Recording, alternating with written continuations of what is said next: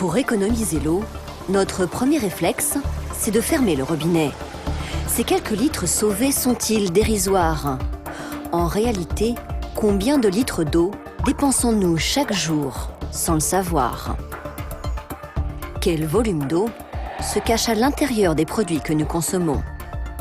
Il faut 140 litres pour produire une tasse de café, 10 litres pour un seul morceau de sucre, 170 litres pour ce verre de jus d'orange.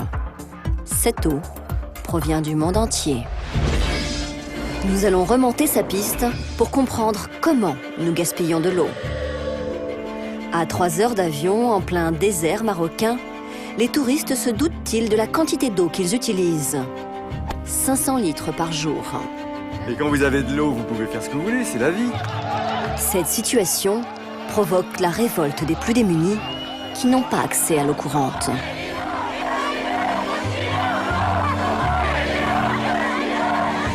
La guerre de l'eau n'a pas commencé, mais elle est pas loin. Et on doit vraiment changer complètement.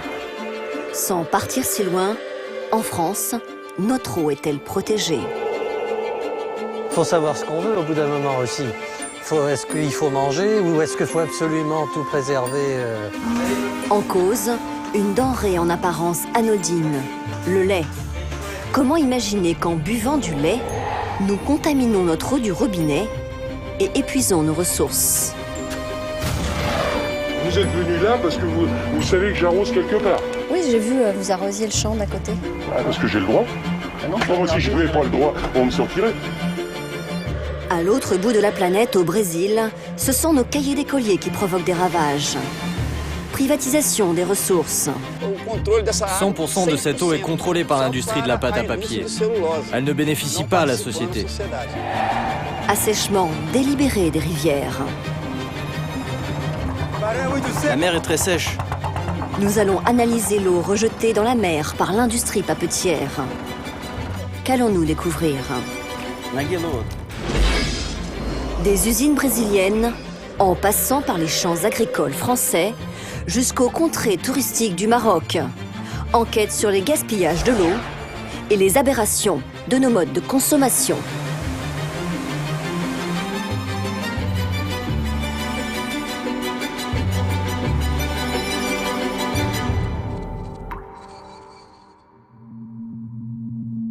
Il existe une eau dont nous profitons sans nous soucier des conséquences, celle utilisée pour nos vacances. Au Maroc, un touriste consomme 500 litres par jour, 12 fois plus que la population locale. Cette inégalité attise la colère des quartiers populaires.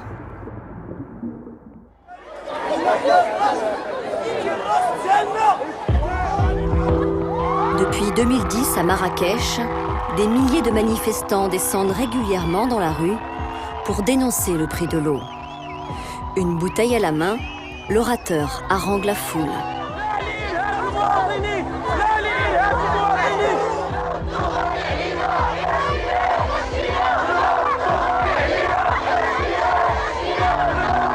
Ces manifestations vont dégénérer, 30 personnes seront arrêtées. Pendant ce temps, au cœur du désert, 1,5 million de visiteurs viennent chaque année chercher la chaleur les pieds dans l'eau.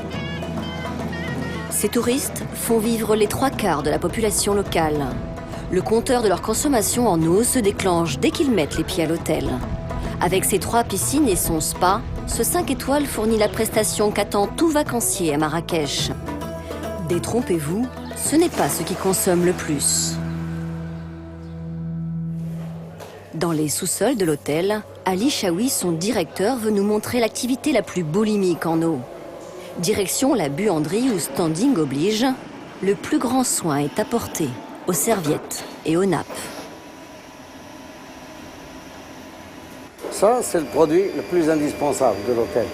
Nous devons avoir 500 serviettes de table jour, plus 150 nappes par jour. Vous n'avez rien faire là-dessus? Mettre des serviettes en papier, c'est pas digne d'un 5 étoiles, parce que le but final, c'est de ne pas du tout affecter le fonctionnement, ni le confort du client, ni l'hygiène.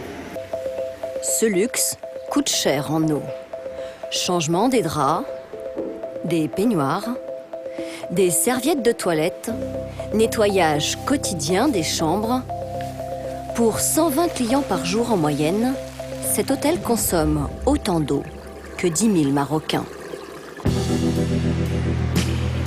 À Marrakech, d'autres structures font même le pari fou de transformer cette cité du désert en station balnéaire. Il y a 5 ans, la mer est arrivée à Marrakech. Le directeur de ce parc aquatique est fier de nous montrer son innovation, une piscine à vagues la plus importante d'Afrique. Elle contient 3 millions de litres d'eau. On peut s'imaginer qu'on est au bord de la mer, écoutez. C'est le slogan de l'Algérie, d'ailleurs. Exactement, exactement. La mer à C'est notre Marrakech. attraction phare. La mer à Marrakech. Pourquoi la mer à Marrakech, d'ailleurs? Ben écoutez, nous avons le sentiment, sachant que nous sommes sur une destination qui est connue pour être chaude, que commercialement, on va vraiment marquer les esprits. La mer à Marrakech, ben, vous n'avez qu'à écouter. Si on n'est pas là pour voir ce qui se passe derrière, on se croit vraiment au bord de la mer. C'est la mer, laquelle mer, en fait, ici? On va dire celle d'Agadir, l'Atlantique. Un vrai océan. Plus qu'une semaine avant le lancement de la saison touristique. Vous allez vous prendre 300 litres dans la figure. Hein. Les 9 bassins doivent être remplis. Un travail qui prend plusieurs jours. Voilà, elle arrive la flotte. Attention, elle arrive tout doucement. Avant, il nous fallait 10 jours. Au jour d'aujourd'hui, nous avons optimisé nos remplissages. En installant de nouvelles pompes, nous arrivons à le remplir en moins de 3 jours. Comment, en plein désert, ce complexe aquatique s'approvisionne-t-il en eau? C'est là où est concentrée toute l'arrivée d'eau des puits. Et je vais pas avoir de lumière ici, attendez, bougez pas. Ces tuyaux sont alimentés par les 4 forages privés dont dispose le parc. Et elle vient d'où, l'eau, en fait? Ce sont des nappes phréatiques sur lesquelles nous allons ponctionner l'eau dont on a besoin sur le parc. D'accord, et qui sont profondes, c'est ça? Qui sont assez profondes. Nous pompons dès 40 mètres et sur certaines fois jusqu'à 120 mètres de profondeur. Pour cette eau pure, ce gérant affirme verser à l'État 10 000 € par an. Chaque jour, ce parc de loisirs consomme autant que 1400 Marocains. À en croire Asdine Messaoudi, cette consommation est dérisoire comparée aux autres activités touristiques du Maroc. Alors contrairement à ce que peuvent penser les gens, c'est un produit qui est très très économe en eau. À titre comparatif, nous consommons 5% de ce que pourrait consommer un golf. Le golf, c'est l'installation sportive la plus vorace en eau. Ces 10 dernières années, sous l'impulsion du roi, Marrakech est devenue la destination incontournable des golfeurs. Pas moins de 14 parcours comme celui-ci ont vu le jour. Le but, attirer une clientèle fortunée. Ça, c'est les potes les plus embêtants, ceux-là. À 1 mètre, 1 mètre 50. 3 fois par an, Gilbert et Véronique Mingui sillonnent le monde pour tester de nouveaux greens. Sans le golf, Mais moi, j'ai toujours eu besoin de pression, moi, pour... ce couple de cadres retraités ne viendrait pas à Marrakech. Il y a beaucoup de golf. Hein. Enfin bon, si ça fait du bien au tourisme. Il y a beaucoup de golf. Ça. Nous, on vient pour jouer au golf, oui, voilà. On vient ici pour... Voilà, parce que comme chez nous, il fait plutôt froid. Marrakech, le Maroc, c'est une destination golf, point. Et ils font tout pour. Construisez un hôtel, madame, ici, et faites venir les gens. Ils viendront pas. Non. Que pensent ces passionnés de ce gazon planté au cœur d'un paysage aride? Mais vous comprenez pas qu'on critique? Non? Pourquoi critiquer? Se dire qu'on fait pousser 40 hectares de gazon en plein désert. Bah parce que si vous avez de l'eau. Là, en l'occurrence, Si vous avez de l'eau, vous faites pousser de l'herbe. Pour procurer le maximum de confort aux joueurs, il faut arroser sans cesse. Malgré les fortes chaleurs, le gérant du parcours doit fournir un gazon irréprochable. Alors, qualité de jeu agréable, c'est quelque chose comme on voit ici qui est assez dense. On essaie de créer une zone de jeu qui est à la fois tendre dans le sol pour ne pas fragiliser les articulations pour un golfeur pour que ça devienne confortable et que les gens n'aient pas besoin de taper dans le sol de façon à ce qu'il n'y ait pas de vibration dans les articulations au niveau des bras, des épaules, du coude, toutes ces choses-là pour que ce soit confortable au jeu en fait, que ce soit doux et facile à jouer. Ce golf consomme chaque jour autant d'eau que 55 000 Marocains. Cette eau provient des montagnes de l'Atlas. Elle est acheminée par ce canal, construit à l'origine pour les terres agricoles. Avec l'aval de l'État, plusieurs golfs comme celui-ci ont trouvé une astuce pour s'y greffer. On a à côté ici des champs d'oliviers, on a un agriculteur qui a des potagers, qui a un grand potager, donc on a plein de personnes et ça sert en fait à tout ce qui est agronome. Voilà.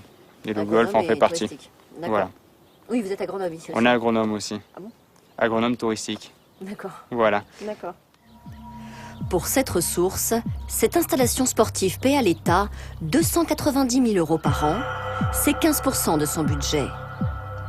Quel est l'impact de toute cette industrie touristique sur ce territoire? C'est ce que tente d'évaluer cette militante écologiste. Elle est l'une des rares à dénoncer la sécheresse provoquée par le tourisme, notamment au cœur de la Palmeraie de Marrakech. C'est un site d'une telle dévastation. Ben moi, je l'ai connu vert, luxuriant, dans des zones où on ne pouvait pas avancer parce qu'on rentrait dans le marais. Ça, c'est la mort d'une palmeraie, c'est la mort d'un site. Regarde-moi ça. Ces 20 dernières années, la Palmeraie a perdu un tiers de sa superficie.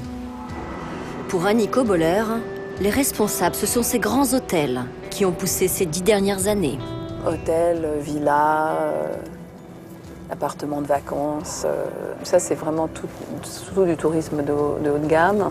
Donc le résultat maintenant, c'est Beverly Hills. Dans la Palmeraie, ces établissements de luxe cohabitent avec les cahutes des quartiers pauvres, là où vivent les oubliés du droit à l'eau. Là, c'est des grands hôtels, c'est des hôtels et des villas à 5, 10 millions de dollars. Il y a un grand hôtel, là derrière aussi, il y en a un autre, là-bas aussi. Et puis ici, on a des gens qui vivent avec moins d'1 euro par jour. C'est simple, ces gens-là consomment les fameux 500 litres par jour, les touristes, leur poids en eau, c'est ça. Et ces gens-là, c'est plutôt 5 litres par personne par jour. Collées aux hôtels, ces dizaines de maisons n'ont pas l'eau courante. Cette fontaine est leur unique point d'approvisionnement. Pas besoin d'aller à la gym, c'est sportif ça. À la maison, on n'a pas d'eau à la maison. Colasso comme ça. Colasso, chaque jour, chaque matin. L'eau, les maisons ne vont pas construire bien, n'a pas les trous pour passer de l'eau, beaucoup de choses, des toilettes. Ce sont des pauvres. Tu regardes comme il est, les visages, pas propres, pas. Tu vois? C'est bizarre de voir que d'un côté, il y a des gens très pauvres et d'un côté, Voilà. des gens très riches. Par exemple, la villa est là-bas. C'est le directeur de pétrole qui habite là-bas. Mais il tant pis de les gens comme ça. Ouais. Il a quoi comme villa, lui? Il a une piscine, il a tout ça, lui? Sûr, comme un palais. Et là, l'hôtel, là, vous connaissez? Ah, waouh. Grand hôtel. Ça fait longtemps, cet hôtel là-bas. Juste en face, Annico nous conduit vers d'autres maisons. Ici, la commune de Marrakech a proposé le raccordement au réseau d'eau et donc la pose de ses compteurs. Mais la plupart des familles ont refusé. L'argent, il n'y en a pas. Mon mari, quand il travaille un peu, l'argent qu'il gagne nous permet juste de manger.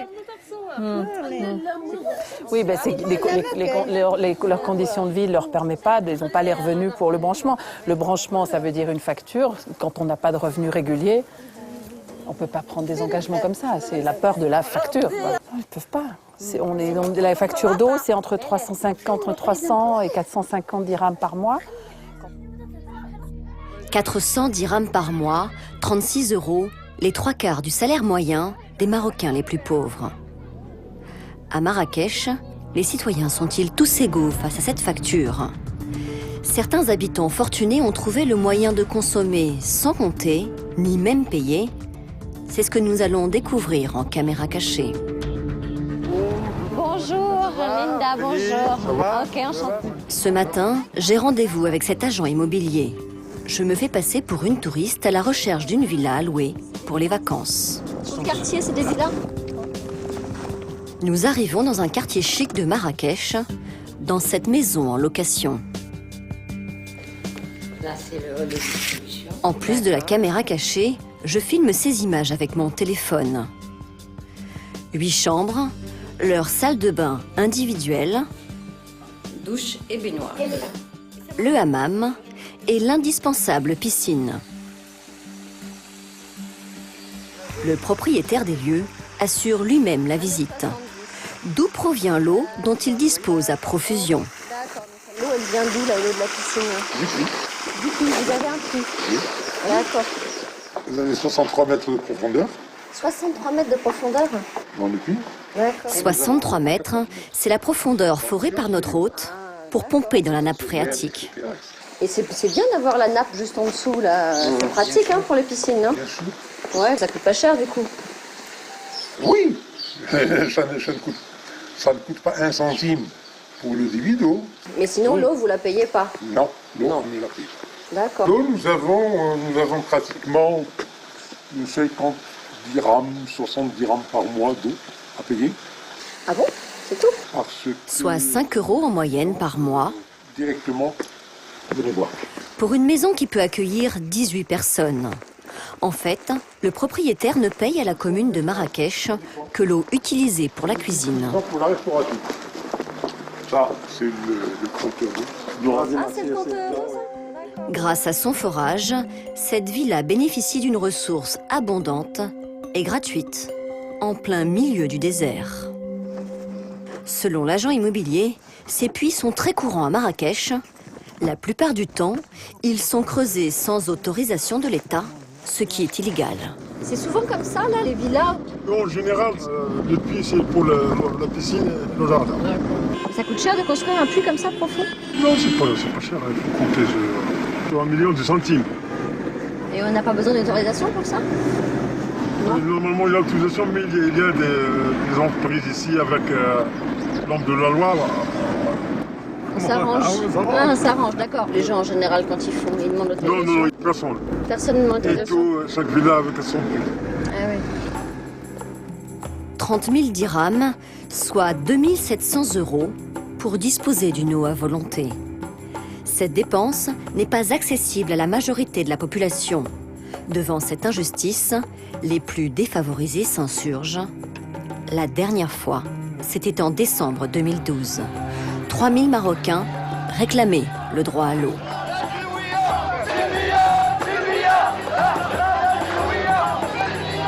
Ce jour-là, le rassemblement tourne à l'affrontement avec les policiers.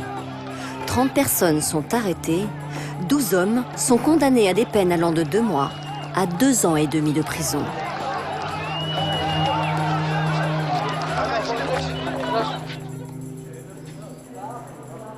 Dans cette association des droits de l'homme marocain, les militants ont réuni les familles des manifestants incarcérés.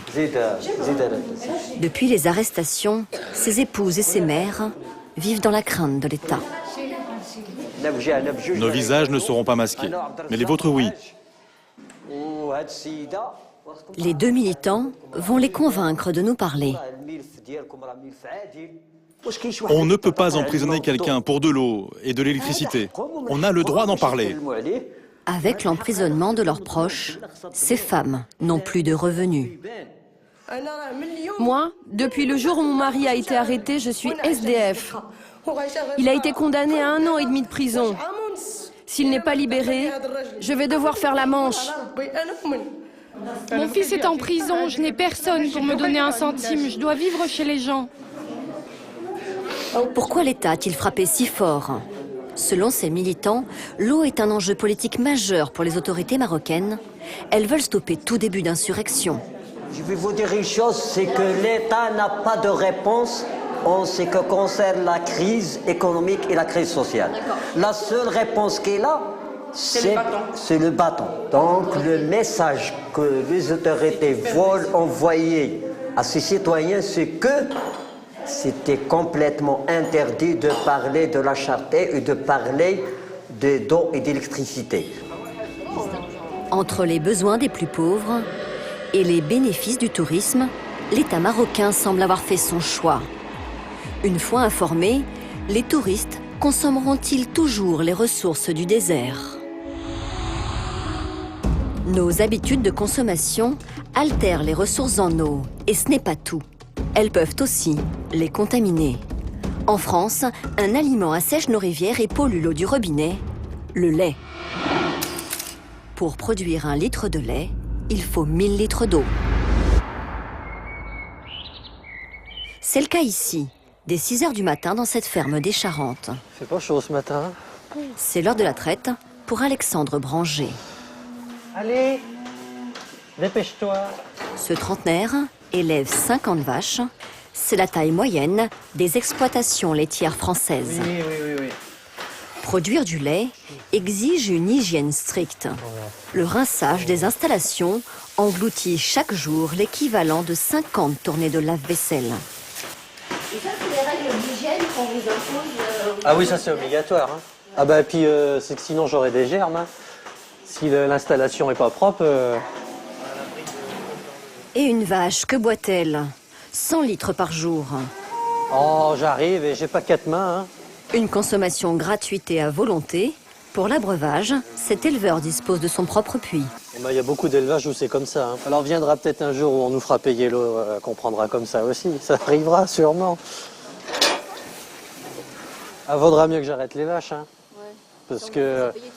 Ah bah oui, parce qu'on fait une consommation... faut savoir ce qu'on veut au bout d'un moment aussi.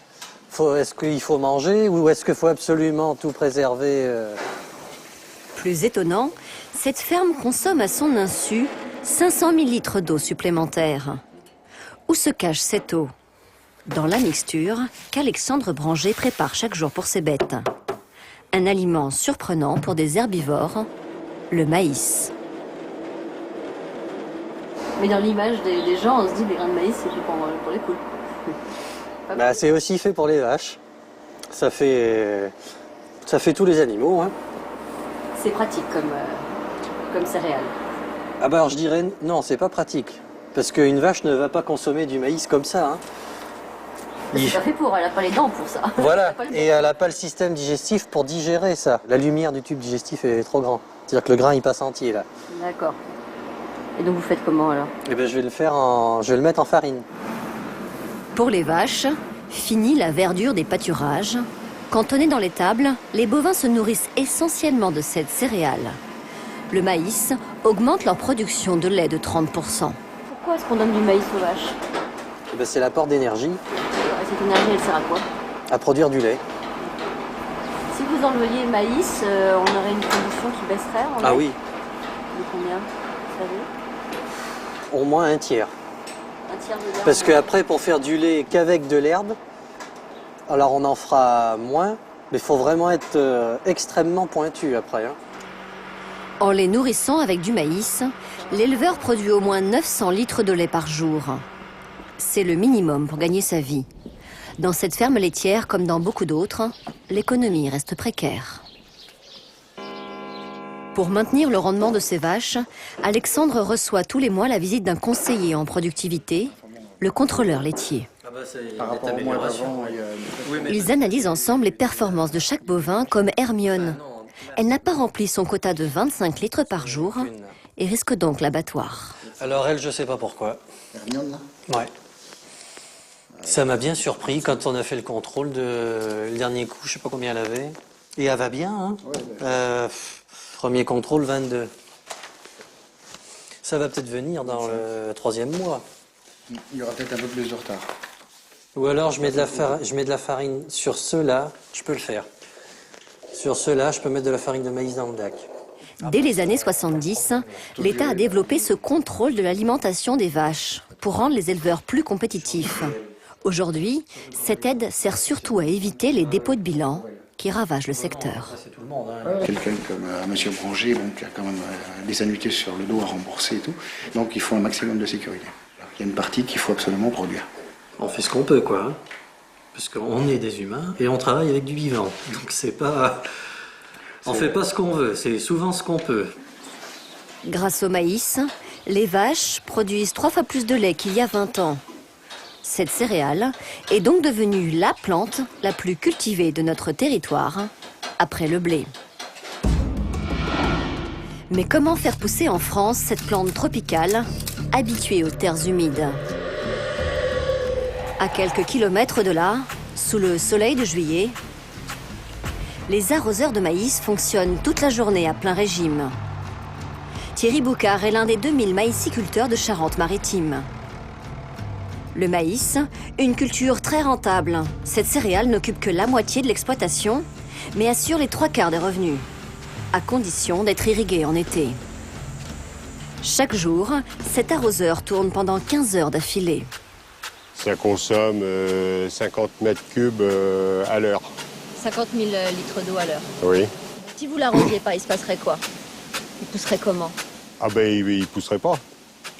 Il pousserait pas, il va végéter et il ferait presque pas de rendement, quoi, ou le tiers de son rendement normal.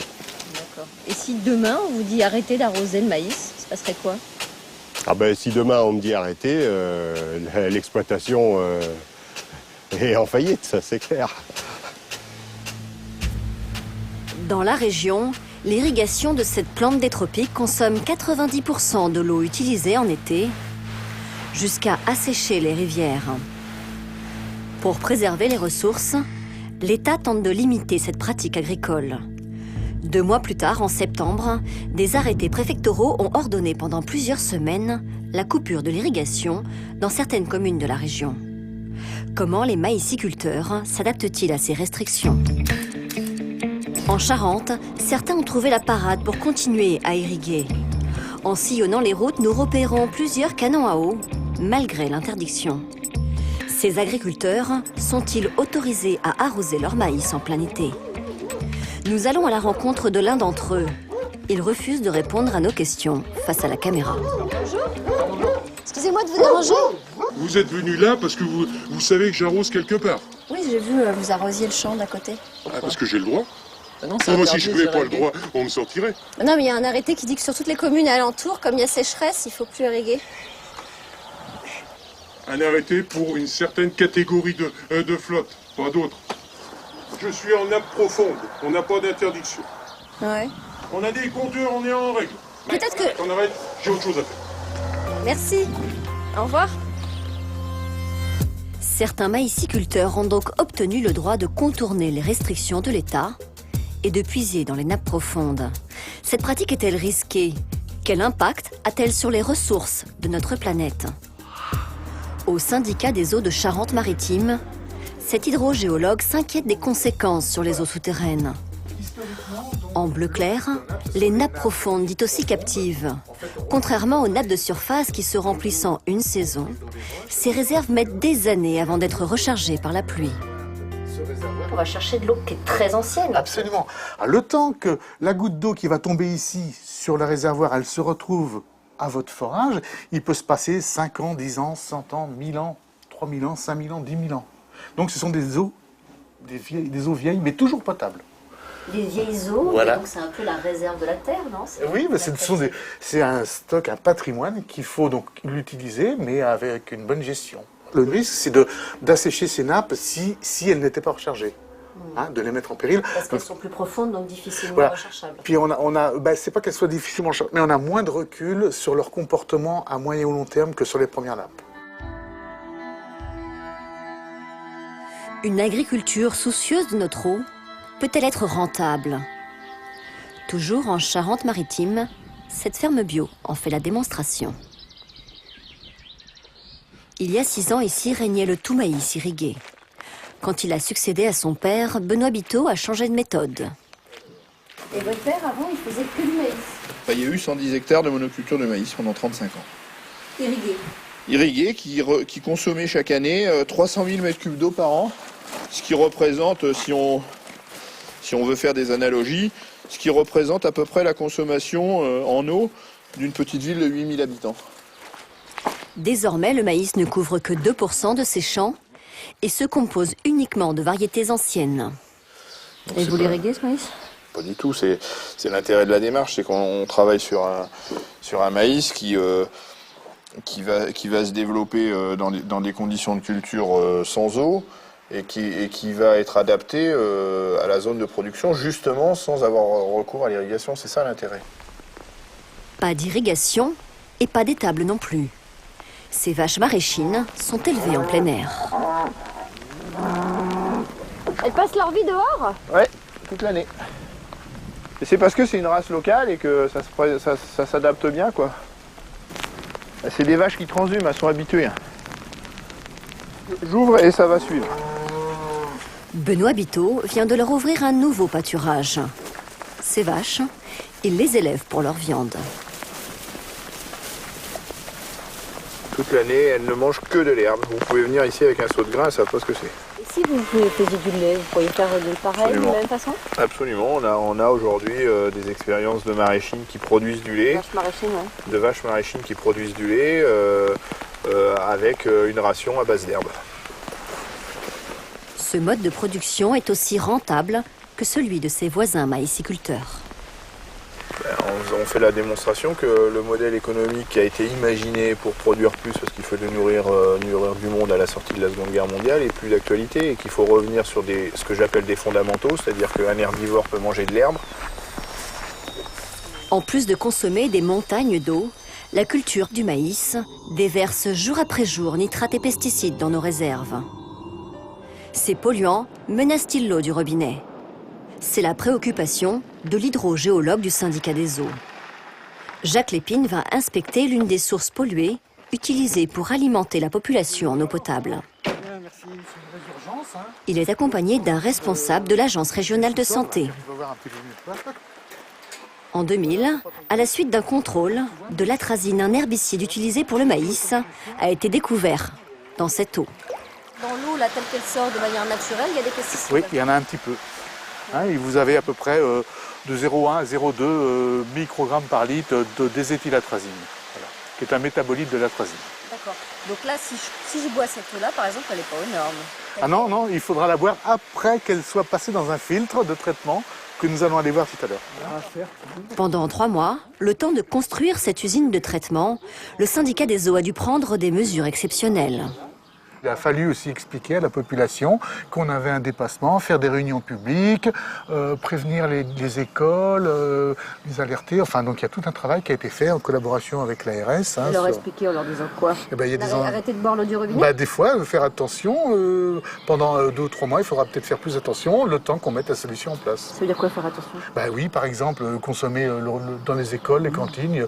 Quelquefois, pas sur la jarre, mais à côté, on a distribué des eaux en bouteille. Ces 10 dernières années, le syndicat des eaux de Charente-Maritime a dû financer 10 unités comme celle-là. Au total, il a déboursé 30 millions d'euros pour lutter contre les pollutions agricoles dans l'eau. Au final, qui paie cette facture? Les agriculteurs ou les particuliers?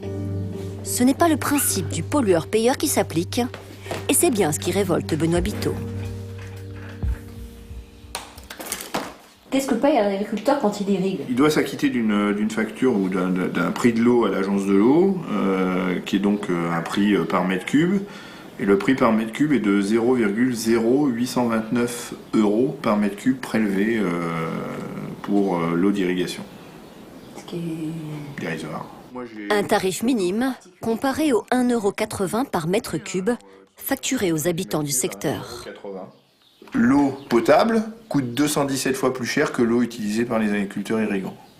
Et donc dans notre facture d'eau, ça veut dire que tous les usagers de l'eau sont concernés par les dégâts que peut faire l'agriculture sur la ressource en eau. Tous les usagers de l'eau s'acquittent d'une petite contribution à la réparation des dégâts causés par l'agriculture.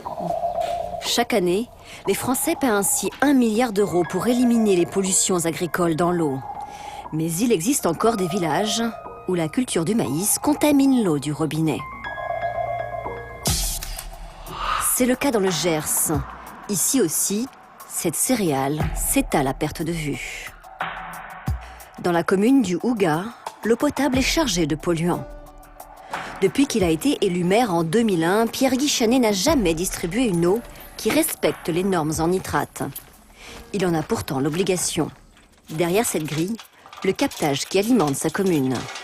Malgré les pressions des autorités sanitaires, cet élu refuse de payer la dépollution. Il ne veut pas augmenter le prix de l'eau. Le mètre cube ici est 2 fois moins cher que dans les Charentes-Maritimes. On est à 0,86 centimes le mètre cube, donc 1000 litres à 0,86 centimes. Et forcément, l'incidence aurait été très très importante et s'il nous avait fallu faire de tels investissements. Il nous faudrait mettre un filtre à résine qui coûterait très cher pour 615 abonnés. Ce n'est pas possible. La répercussion sur le mètre cube, 1200 personnes, nous ne pourrions pas aller jusqu'à cet investissement-là. C'est combien? Ça aurait été combien? On passe 500 000 euros. Vous craignez pas à un moment, vous en tant que maire, que l'un de vos administrés porte plainte contre vous? Si. C'est bien sûr, ça arrive. Il y a des abonnés qui me disent que finalement, bien non, je me dois de leur donner de l'eau correcte. Ça peut m'inquiéter envers mes concitoyens, mes voisins, mes amis, ma famille. Bien sûr que ça m'inquiète. Face à cette situation, la plupart des 1200 habitants du Hougar ont dû trouver eux-mêmes une alternative. Comme Nathalie Galato. Cette assistante maternelle veut fournir une eau saine aux enfants qu'elle garde. L'excès de nitrate est déconseillé aux femmes enceintes et aux nourrissons. Il peut provoquer une grave maladie sanguine chez les bébés. Dans sa cuisine, comme la plupart de ses voisins, Nathalie a donc installé il y a 10 ans un deuxième robinet. Expliquez-moi, vous avez 2 robinets? Oui. Pourquoi? Un pour la vaisselle, l'utilisation courante, lavage des mains, et un autre pour boire, cuisiner. Et pourquoi, à un moment, vous, en particulier? J'étais maman pour la 2e fois et voilà, j'ai été plus sensible à ça. Vous montrez hein? Alors voilà, il y a une cuve dessous avec des filtres qui permettent de filtrer davantage toutes les particules qui restent dans l'eau, notamment les nitrates. D'accord, donc grâce à ça, ça enlève les nitrates. Oui. Ça nous garantit une eau bouteille, quoi. Cet équipement coûte 3 000 €, auquel s'ajoutent 20 € par mois d'entretien. Au final, Nathalie dépense autant pour ce filtrage que pour l'eau elle-même. Ouais, vous en pensez quoi de cette situation? Moi, en ayant ça maintenant, je ne fais même plus attention aux courriers qu'on nous envoie avec les factures d'eau sur la pollution de l'eau. Mais sur le principe, oui, effectivement, on paye, donc on devrait avoir de l'eau potable au robinet. Pour maintenir la filière laitière et la maïsiculture, les citoyens devront-ils payer de plus en plus cher leur eau potable? Loin de la France, une industrie s'est même approprié les ressources en eau d'un territoire tout en polluant la mer, au détriment des habitants. Cette industrie, c'est celle du papier. Un cahier d'écolier absorbe pas moins de 960 litres. Comment une feuille de papier peut-elle consommer autant d'eau? La plus grande partie de cette eau est puisée sur le continent sud-américain, au Brésil. La majorité de la pâte à papier que nous importons en France vient d'ici, et tout particulièrement de ce port à 500 km au nord de Rio de Janeiro. Toutes les minutes, 4 tonnes de papier prennent la mer pour rejoindre l'Europe. Ces montagnes de cellulose sont fabriquées à quelques centaines de mètres de là, dans cette usine, par le leader du secteur, Fibria. C'est la plus grande fabrique du monde de pâte à papier et elle appartient au plus puissant groupe industriel du Brésil. Chaque jour, le chef de la production supervise la transformation de 5000 tonnes d'eucalyptus. Pour en faire du papier, l'eau est l'ingrédient fondamental. Nous commençons notre processus de lavage à cette étape-là. Nous utilisons de l'eau ici avant de couper le bois en copeaux. Cela permet de retirer les saletés qui sont emportées lors du transport, par exemple. Grâce à ce nettoyage, toutes les impuretés sont retirées. Le bois sort impeccablement récuré. Ça, ce sont les copeaux. Ils sont propres? Oui, ils sont parfaits. La propreté est un critère de qualité pour notre pâte à papier et bien sûr, c'est aussi un critère pour nos clients papetiers. Le bois est soumis à de multiples lavages qui dépensent chaque jour la consommation d'une ville brésilienne de plus de 1 million d'habitants. Cette eau, elle provient d'où? Ah, l'eau! Il y a plusieurs cours d'eau proches de l'usine. Et nous avons aussi une grande rivière que nous appelons la rivière Doce. Elle est à 50 km d'ici. Nous avons un canal qui nous apporte l'eau de cette rivière. Pour ses besoins en eau, Fibria s'est approprié l'ensemble des rivières qui coulent dans un rayon de 60 km. Comme le montre cette carte. En haut, la rivière d'Ossé. Ce canal artificiel achemine l'eau vers la fabrique de pâte à papier. Aux alentours, tous les cours d'eau de ce bassin hydrologique convergent vers un seul et unique point, l'usine. Une mainmise sur les ressources, selon les écologistes locaux. Pour s'en rendre compte, nous rencontrons au cœur de la forêt 2 enfants du pays. Herval Noguera et Marinaldo Miranda ont vu leur terre natale se transformer depuis l'installation de l'usine il y a 36 ans. Ces militants estiment que Fibria est devenu le maître de l'eau. Regardez, ils ferment l'écluse. C'est de cette manière qu'ils prennent le contrôle de l'eau. Derrière ces grillages, l'usine se réserve l'accès à l'eau. Avec ce système de pompe, elle inverse le cours de la rivière. L'usine est là-bas, tout droit. Elle est vers le sud. Auparavant, cette rivière, elle descendait vers le nord. Et eux, qu'est-ce qu'ils ont fait? Ils ont construit ces pompes pour que l'eau de la rivière revienne par ici. Ils ont créé cette digue qui empêche la nature de déverser l'eau vers là-bas. À quelques kilomètres de là, Fibria a même asséché une vallée. C'est ici qu'on voit l'un de leurs crimes les plus barbares. Ils ont coupé le fleuve. Il y a 25 ans, ici coulait un fleuve. Grâce à ces pompes enfermées derrière des grilles, le fabricant de pâte à papier s'est constitué cette immense réserve d'eau. 35 milliards de litres, l'équivalent de la consommation mensuelle d'une ville de 6 millions d'habitants, une ville comme Rio de Janeiro. Que paie Fibria à l'État brésilien pour la privatisation de cette ressource? Malgré nos multiples demandes, l'entreprise ne nous a jamais répondu. C'est absurde, c'est une honte. Aujourd'hui, Fibria est propriétaire de l'eau, mais elle ne le devrait pas. Non, elle ne devrait pas être propriétaire de cette eau, car cette eau appartient à la nature et à tous les citoyens brésiliens. C'est une entreprise qui est considérée ici comme une multinationale. Elle se sent très puissante et elle profite de cette situation et en abuse contre notre communauté. Ils veulent nous fragiliser. Ce détournement des rivières a-t-il un impact sur la vie des habitants? Notamment celle des pêcheurs. Dès 5 heures du matin, Marinaldo part en mer comme tous les jours depuis 25 ans. Avec Joubert Ribeiro, son assistant, ces marins subissent au quotidien les ravages de l'industrie du papier. Pour rejoindre la mer, ils doivent emprunter cette rivière. Depuis que l'usine a détourné une partie du flux, l'embouchure manque d'eau. Les bateaux s'enlisent dans le sable, les pêcheurs doivent pousser leur barque à la force des bras.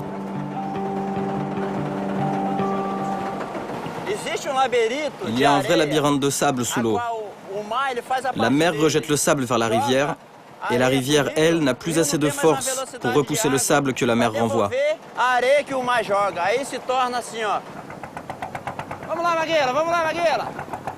Un passage laborieux et dangereux pour ces frêles embarcations. Attention, il y a une grosse pierre. L'hélice devrait tenir 2 à 3 ans, mais elle s'use au bout d'1 an. C'est le sable qui la ronge. Ces pêcheurs mettront une demi-heure pour franchir la barrière de sable. C'est ainsi que commence chaque matin leur journée de travail. Tous ces efforts pour un butin qui se réduit d'année en année. Sur les 2 kilomètres de filets qu'ils ont posés, les poissons se font bien rares.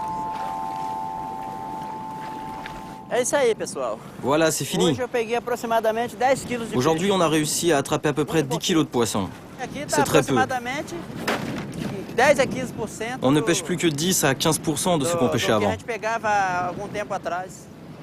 Cette pêche ne leur apportera que 20 € à 2. Juste de quoi se nourrir pour la journée. Je me sens humilié, parce qu'il s'agit de notre survie et de nos conditions de travail. Et on est en train de perdre beaucoup d'espèces de poissons qui se sont toutes enfuies. La mer dit au secours, la nature dit au secours, et il n'y a que nous qui l'entendons, malheureusement.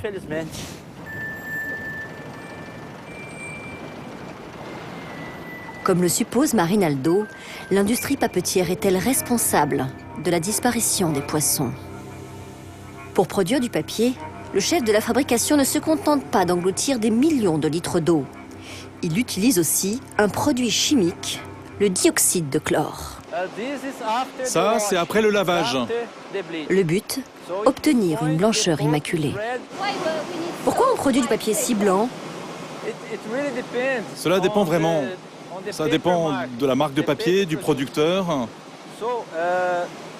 Produire du papier moins blanc, c'est moins de produits chimiques, moins d'énergie, d'accord? Donc une production plus économe. Seulement, c'est le marketing qui exige un niveau de blancheur élevé. Avant d'être rejetées à la mer, les eaux usées de l'usine sont traitées sur place pour éliminer les résidus chimiques. Nous avons des instruments de mesure et des analyses de laboratoire à toutes les étapes de notre traitement des eaux. Et à la fin, nous envoyons à la mer les effluents traités et propres. Que renferment les eaux usées déversées dans la nature? Contiennent-elles des composés chimiques? Et en quelle quantité? Nous retrouvons les pêcheurs. Avant de seconder Marinaldo, Jobert assurait la maintenance de la station d'épuration de Fibria. Il est l'un des rares à savoir où se trouvent ces canalisations sous-marines qui transportent les effluents vers le large. Pour notre enquête, il va ouvrir sous l'eau l'un des robinets fermés. La mer a pris une teinte marron. Les eaux usées de la fabrique viennent de s'échapper. Jobert a rempli 2 bouteilles. Cette eau saumâtre, nous décidons de la faire analyser par l'un des plus importants laboratoires agréés français. Voici le rapport d'analyse chimique. Dans nos échantillons, une concentration de 3,3 mg de chlore par litre a été mesurée. Quel impact cette pollution a-t-elle sur la vie marine?